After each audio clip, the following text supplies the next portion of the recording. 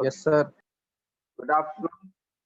Good afternoon, all, and welcome to this lecture of electronics in which we were studying transistors, bipolar junction transistors. We have studied and we have studied all the configurations of bipolar junction transistors, and we have tried to study the some of the basic characteristics of common emitter amplifier. Let us begin with that. Today, I'm going to present that in a different manner. We are going to just revise it. I guess my screen is visible to you. Is that visible? My presentation is visible. Yes, sir. Sorry.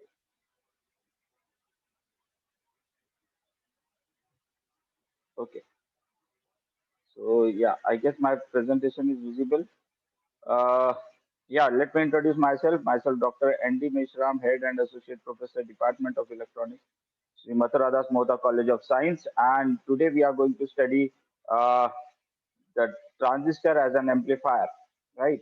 So yeah, transistor as an amplifier. We have studied transistor in depth, and today just we will refresh it a little bit, and then we'll continue with that. So let us start with that. What is a transistor? We'll start from the basics of transistor. Just we will try to revise what we have studied it.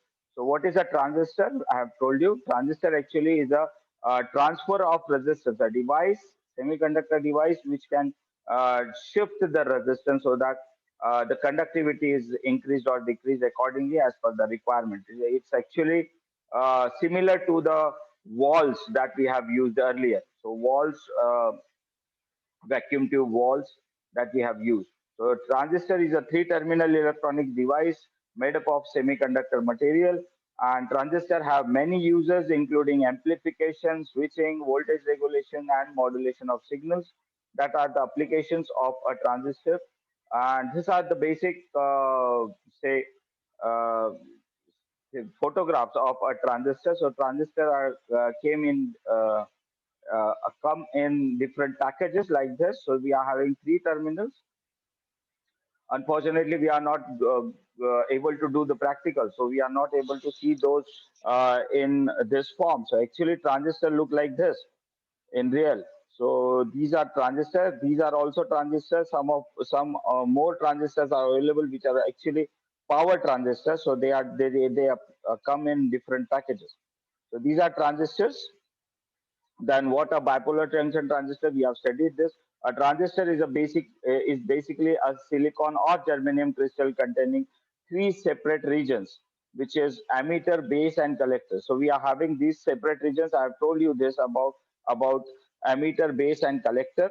So emitter is heavily doped. It is the moderate region in this whole designing, and it is very heavily doped. The main job of emitter is to emit the majority charge carriers into the base, right? And the base is the thinnest portion of this, and it is very lightly doped. So there are very less number of majority charge carriers in this. I'm taking a general word. So in n type material, they are electrons, and collector is a bigger region as compared to emitter and base. It is moderately doped, and the main job of collector is to collect the charges which are emitted by the emitter in the base, and this base provides the region for recombination, right? So this is actually the PNP transistor, and this is the symbol of PNP transistor. As the arrow indicates that the current is to flow from the P to N, so it is flowing from emitter to base, right? Uh, the second structure is NPN transistor. The same is there. So we are having NPN transistor. We are again having the emitter, base, and collector. But in this, the arrow is moving to outwards, right? So this is base, this is emitter, and this is the collector. Okay.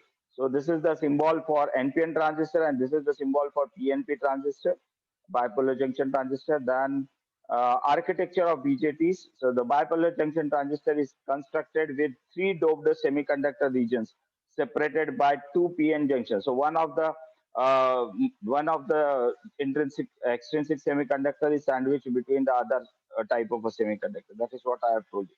So we have three layers, and they look like this. So emitter, base, and collector. So if you see like this, this is what we have studied earlier. but actually it is like this structure. So this is a substrate on which this collector is being grown, and then we are having a base, and then we are having an emitter, and we have these metal strips to give the connections.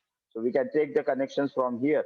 So this is actually the basic crystal which we form in semiconductor material. So this is how it is being made. Unfortunately, we are not having the topic of integrated circuits. There we have studied this, how we actually materialize these types of semiconductors. So we have a substrate, and on that a collector is grown, or P-type or N-type material is grown. Then we have base, that is again P or N, and then on that we are using this emitter. And we use this metal contacts for to take the connections outside. Actually, this is the basic configuration of NPN. This is configuration of PNP transistor, right? So this is the architecture of that. Now the bipolar junction transistor is the depletion layers do not have same width because different regions have different doping levels. As I told you that emitter is very heavily doped, base is very lightly doped, and collector is moderately doped. So depending on that doping concentration, the we are having the different depletion layers on that. So they are not same. So this is what I mean to say. So this depletion layer over here is very small. This is the depletion layer is very big over here in base collector junction. So accordingly, we'll have depletion layer. As you know, that whenever PN junction is formed, we have a depletion layer in between. So we have seen that in a diode, right? So the sentence here implies that the depletion layers do not have the same width. So it is it is small, and it is slightly bigger than that. So this is the depletion layer. This is base collector junction, and this is emitter base junction. Okay. The other one is the biasing, which is very important. So biasing means for the connection of the polarities or collection of batteries, right? So if both the junctions are forward biased, free electrons enter the emitter and collector of the transistor.